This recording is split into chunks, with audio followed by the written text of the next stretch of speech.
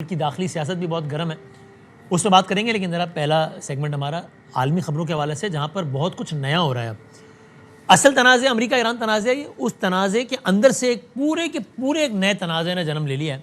और आज का सवाल ये कि ये जो इस तनाज़े के अंदर से, इसके शिकम से एक नया तनाज़ा बरामद हुआ है, ये क्या इस सारे प्रोसेस को रिवर्स कर सकता है या इसका क्या होगा? हुआ क्या है? ज़ाहिर अमेरिका ईरान का मामला तो जो चल रहा है आपको सामने ही है।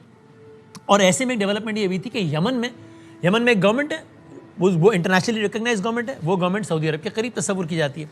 गवर्नमेंट में यमन में एक स्ट्रॉन्ग कंपोनेंट है हौसीस, और उनका भी यमन के काबिल ज़िक्र हिस्से पर उनका कंट्रोल है। वो ईरान के करीब समझे जाते हैं। यमन में यानी यमन के ही अतराफ में एक बहुत अहम आबी गुजर गया है, जिस तरह वो आबना हरमुज़ है, इस तरफ इधर बाबुल मंदब है।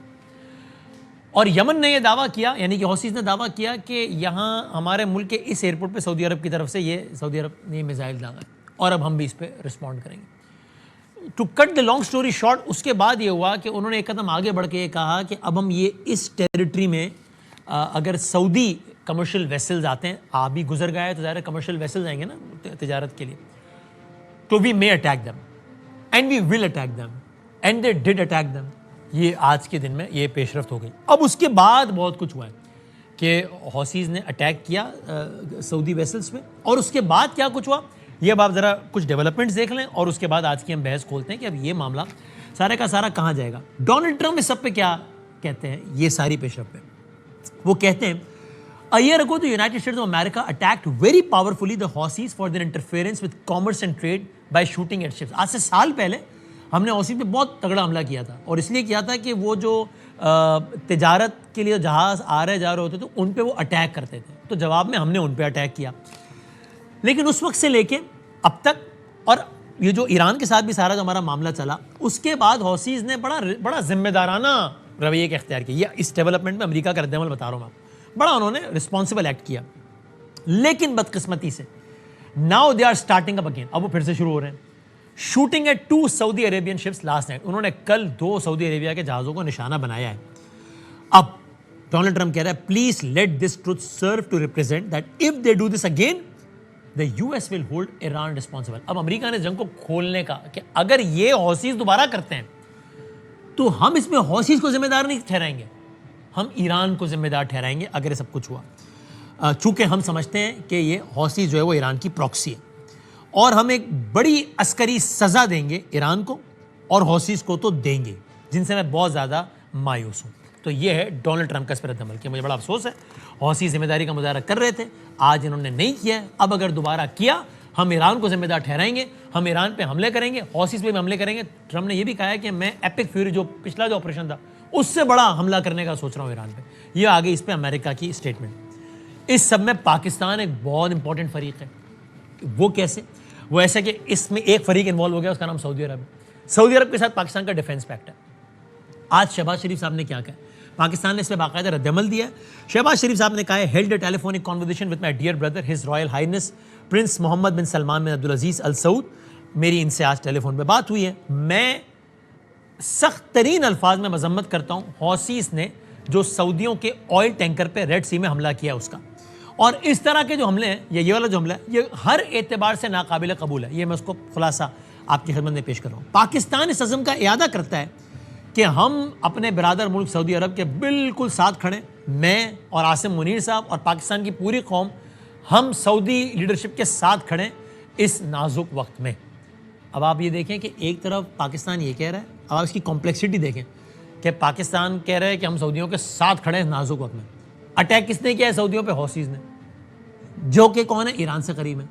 जिन पे अमेरिका क्या कह रहा है कि उन्होंने एक और अटैक किया तो हम ईरान पे भी अटैक करेंगे। अब ये सूरत हाल की कॉम्प्लेक्सिटी में इसमें इजाफा होता चला जा रहा है। ईरान वो क्या कह रहा है? गालिब आफ साहब, जो कि सारे मुज़ाकराती अमल के सरबरा, वो कहते हैं जी इक्वेशन बहुत क्लियर है इस जंग की। ये जो जंग का सारा मामला है, इसमें कोई कंफ्यूजन नहीं है, क्लियर है। वो क्या? या सब या कुछ भी नहीं, आइदर ऑल और नन। क्या मतलब? कहते हैं in a region where we do not sell oil, no one will sell oil. अभी अमेरिका ने इस वक्त बहरी नाकाबंदी की हुई है ईरान के। अमेरिका का मौक़िफ़ ये है कि ईरान का सबसे बड़ा जो रेवेन्यू है वो ऑयल के एक्सपोर्ट से आता है, हमने ईरान की बहरी नाकाबंदी कर दी है, मीनिंग कि ना कोई इंपोर्ट आ रही है, ना ईरान को हमने ऑयल एक्सपोर्ट करने के काबिल छोड़ा है। और आबनाए हुर्मुज़ पे ईरान का जो कंट्रोल है वो भी आपके सामने है। गालिब आप साहब कह रहे हैं कि भाईजान अगर इफ इन अ रीजन, एक ऐसे खित्ते में जहां हम तेल नहीं बेच सकते, कोई भी नहीं बेच सकता, इसका क्या मतलब है कि यानी फिर हुर्मुज़ से फिर हम भी नहीं गुजरने देंगे किसी को, जहाँ से दुनिया के तेल का 20% गुजरता है। तो in a region where we do not sell oil, no one will sell oil. If our security is not insured, अगर हमारी सिक्योरिटी की जमानत नहीं है तो फिर कोई भी इंफ्रास्ट्रक्चर सेफ नहीं है खित्ते में। और ये जो and the security of the strait यानी कि आपने Hormuz is in the absence of American forces, यानी अब ये सारे का सारा मामला है। और हम बार बार कह रहे हैं ये सब कुछ हो गई है हौसीज़ के और सऊदियों के कॉन्फ्लिक्ट के नतीजे में। आखिरी एक और डेवलपमेंट है, वो बड़ी दिलचस्प है, अजीब व गरीब है। वो कल दिन भर हेडलाइन बनाती रही ये चीज़ कि अब जनाब सऊदी अरब और अमेरिका एक न्यूक्लियर डील की तरफ पहुंच गए हैं। अब ज़ाहिर है इन अ वर्ल्ड जहाँ पे जो न्यूक्लियर मामला है वो इतना ज़्यादा अहम है, वहाँ पर किसी भी मुल्क का किसी भी मुल्क के साथ न्यूक्लियर डील होना, जिसकी अपनी तफसीलात हैं कि उसका न्यूक्लियर डील से मुराद क्या है। ज़ाहिर मतलब ये नहीं कि एटम बम हाथ में पकड़ा रहा है कोई मुल्क किसी और मुल्क को, उसकी अपनी कॉम्प्लेक्सिटीज़ है। लेकिन एक ऐसे माहौल में अगर ये ऐलान हो रहा है कि न्यूक्लियर डील हो रही है दो मुल्कों के दरमियान, तो बहुत अहम ऐलान है। और ऐसे मौके पे कि जब ये डील हो रही हो अमेरिका और सऊदी अरब के दौरान, ये और अहम है। अब आज कमाल हो गया, आज ट्रम्प ने नया बयान दिया, और वो क्या है। अब मैं आज का सवाल ये भी रखूँगा कि ट्रम्प का ये भी जो रवैया ये अक्सर बहुत सारे लीडर्स को एम्बैरेसिंग पोजीशन में नहीं डाल देता। वो क्या, अब ट्रम्प ने ये बात कम्युनिकेट नहीं की है, ये कोई खबर रसा इदारा नहीं बता रहा है अपने जराए से, ये डोनाल्ड ट्रम्प कह रहा है। क्या कह रहा है? द सिविल न्यूक्लियर डील, ये जो हमारी डील हो रही थी सिविल न्यूक्लियर डील, और उसके ब्रैकेट में लिखा है there will be no enrichment of material, यानी कि वो सऊदी अरब को कह रहे हैं और दुनिया के सामने कह रहे हैं, दुनिया को बता रहे हैं कि जो हमारे न्यूक्लियर डील है ना, इसके नतीजे में सऊदी अरब को हम यूरेनियम अफजूदगी की इजाज़त नहीं दे रहे हैं। हालांकि एक बहस ये भी थी कि शायद इतने फ़ीसद यूरेनियम अफजूदगी की इजाज़त दे दी जाए, क्योंकि अगर इतने फ़ीसद होता है तो वो एटमी और तबाहकुन मकासद के लिए नहीं होता, बल्कि वो पुरअमन मकासद के लिए होता है। लेकिन ट्रम्प ने यहाँ लिख दिया, एक होता है ना प्राइवेटली कम्युनिकेट होना, जॉइंट कम्युनिके आना, नहीं, ट्रम्प दुनिया के सामने बता रहा है कि भाई इसमें इनरिचमेंट तो है ही नहीं ना यूरेनियम समेत किसी भी चीज़ की। लेकिन अब क्या है अगली बात, the civil nuclear deal being made between the United States Department of Energy and Saudi Arabia, America का जो डिपार्टमेंट ऑफ एनर्जी, अब देखिए सिफारती हवाले से हर बात बड़ी अहम होती है।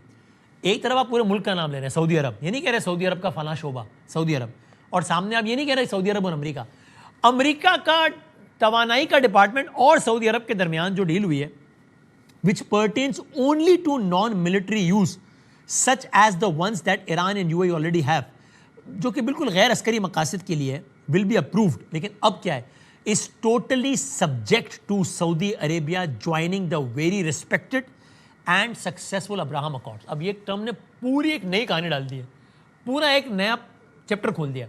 इससे पहले ट्रम्प अब्राहम अकॉर्ड की ब्रांडिंग कर रहे थे, बहुत अच्छा मुआहिदा है, बहुत अच्छा मुआहिदा है। अब्राहम अकॉर्ड क्या है, आसान अल्फाज में कि भाई इसराइल को तस्लीम करो, सिफारत खाने तैयार है, आए जाएँ, तिजारत और सब खुलेआम हो। और दुनिया के कई इस्लामी ममालिक ने बशमूल यूएई ने इस पर साइन किए हैं बड़े फ़ख्री अंदाज। ट्रम्प ने कहा है कि ये जो न्यूक्लियर डील है ना भाई, ये ऐसे नहीं हो रही, ये सिर्फ उस वक्त होगी जब सऊदी अरब इस मुआहिदा इब्राहिमी में दस्तखत करेगा, तो ये बात आगे बढ़ रही है, वरना नहीं बढ़ी। और आगे उन्होंने फिर कह दिया है अब जो भी कुछ कहा है। अब ये बहुत सारी जहतें हैं आज की तमाम तर डिस्कशन में। आप सिर्फ एक ये देख लीजिए, जब MBS मोहम्मद बिन सलमान गए थे वाइट हाउस, तब भी अब्राहम अकॉर्ड से मुतालिक एक सवाल हो गया, और डोनाल्ड ट्रम्प ने अब आप खुद अपना तजिया बनाएं कि क्या कुछ ऐसा कहा कि जिससे वो एक एम्बैरेसिंग पोजीशन में आ सकती थी अगली पार्टी, या क्या हुआ। और उसके बाद अब्राहम अकॉर्ड क्या सऊदी अरब ज्वाइन करेगा या नहीं, इसका जवाब डोनाल्ड ट्रम्प ने भी दिया, कितना दिया और कितना गोल्ड किया वो आप तजिया करें, और इसका जवाब मोहम्मद बिन सलमान ने भी दिया। So this is an official word आज के दिन, जब अमेरिका कह रहा है सऊदी अरब से कि ये साइन कर दो और न्यूक्लियर डील ले लो हमसे। सऊदी अरब ने क्या कहा था कि हम अब्राहम पे साइन करेंगे या नहीं करेंगे, ये आप देख लीजिए। व्हाइट हाउस में बैठे हुए मोहम्मद बिन सलमान ने क्या कहा। Want to be part of the Ibrahim Accord, but we want also to be sure that we secure a clear path of two-state solution. And today we have a healthy discussion with Mr. President that we're going to work on that to be sure that we can prepare the right situation as soon as possible to have that. It's a great plan. We've had a very good talk on the Abraham Accords. We talked about a lot of things in a short period of time. We'll be discussing it further, too. But I think you have a very good feeling toward the Abraham Accords. Yes, definitely, Mr. President. We want peace for the Israelis. We want peace for the Palestinians. We want them to coexist peacefully in the region. And we will do our best to reach that day.